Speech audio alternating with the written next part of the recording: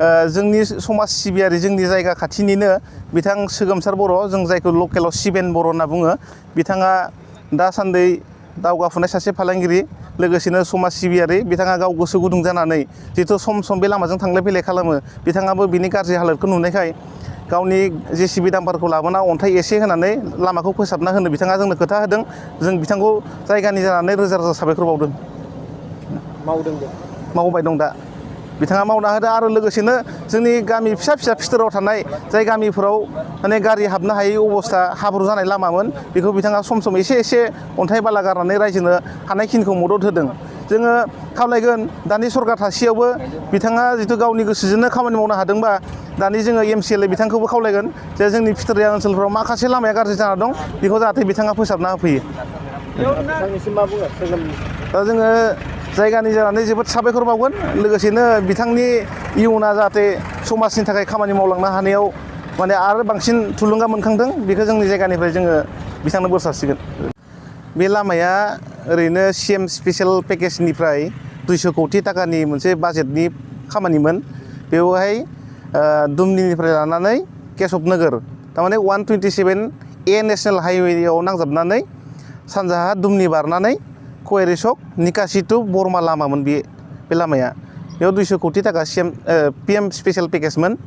दा बे लामाखौ थांनाय 2017 सनावनो माने थांनायनि सरकारा जागायना गालांदोंमोन ओमफ्राय मावफुबाय थानाय समाव रानिं खामानि जाफुबाय थानाय समावनो नैबे कर'ना भाइरासनि एसे उनाव गोदान गभर्नमेन्ट फैखांनानै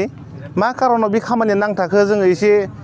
रायजोफ्रा गोनो गोथो मोनदों बा मिथिनो लुबैदों जे ओरैबायदि माने खस्थ' अबस्था नैबे दलं जाथ'यै समाव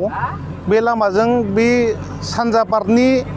गामिनि गथ'फोरा स्कुलाव थांलाय फैलाय ओरैबायदि गाज्रि अबस्थामोन बेखौ किबा करे माने रायजोनि रिकुवेस्टआव बेखिनि दलङा जाग'दो जानायनि उनाव खिन्थु दासिमबो माने लामाखौ मावफुंना होनाय जायासै ससेल' लामाया जादों खिन्थु दलं दैमा गराननिफ्राय लानानै सोनाब पार्टखै जिथु केशब नोगोरसिम थांनाय लामा बेसिम जायासै दा बेखायनो जोङो दानि सरकारखौ जों खावलायगोन जाहाथे रायजोनि सुबिदा बायदियै बे लामाखौ मावना होनांगौ मानोना बे लामायानो मेइन जोंनि बे सा ओनसोलनि रायजो राजाफोरनि थाखाय मुसलपुर मेडिकेल थांनाय ओरै बरमा थांनाय तामुलपुर थांनाय बेनो मेइन लामामोन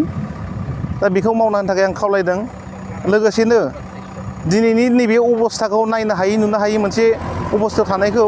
जोंनि ओनसोलनिनो सासे समाज सिबियारि बिथाङा जाबाय दावगाफुनाय सासे फालांगिरि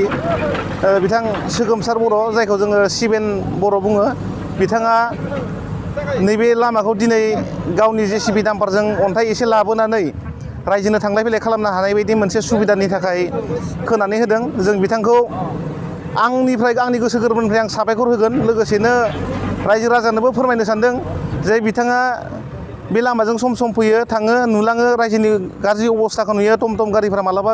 बेलथायनो गोनां जायो मालाबा गारिफ्रा फासिनानै थायो अखा एसे हाबा लामाया हाखर गोथौ खारनो हायै अबस्था बेजोंनो मेडिकेलाव फैनांगौ बे गलागाव सकआवनो जोंहा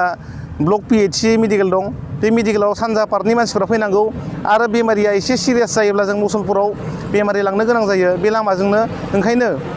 नै दानि सरकारखौ जोङो खावलायगोन जे रानिं खामानिया मा खारनाव नांथाखो बेखौ नोंथांमोना एसे नायनानैब्लाबो जोंनो रायजोनि सुबिदाखौ नायनानै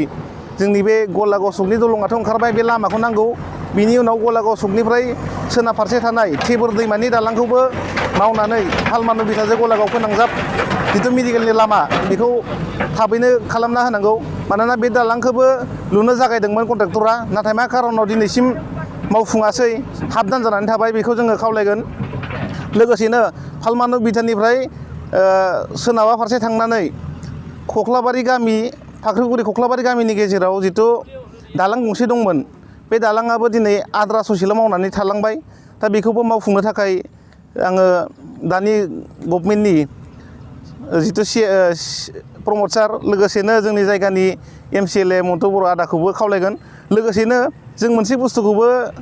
दुखु फोरमायगोन जे जोंनि जायगानिफ्रायनो प्रमद बर' साराबो CM जालांबाय लोगोसेनो जोंनि 63 नं सापागुरि समस्तिनिफ्राय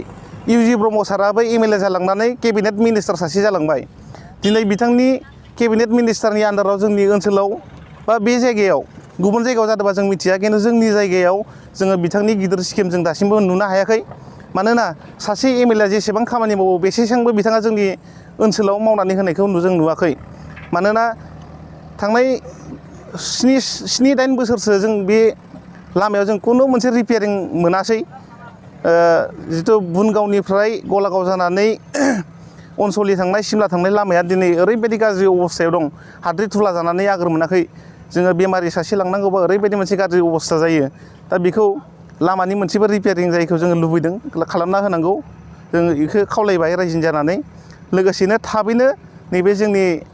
लामा आरो दालांखौ दानि सरकारा मावफुंना होगोनखौ आङो मिजिंथिबाय गोजोन्थों सोर होदों बेखौ सोर मावदों दा नैबे खामानिखौ होनखांबायमोन आं दानि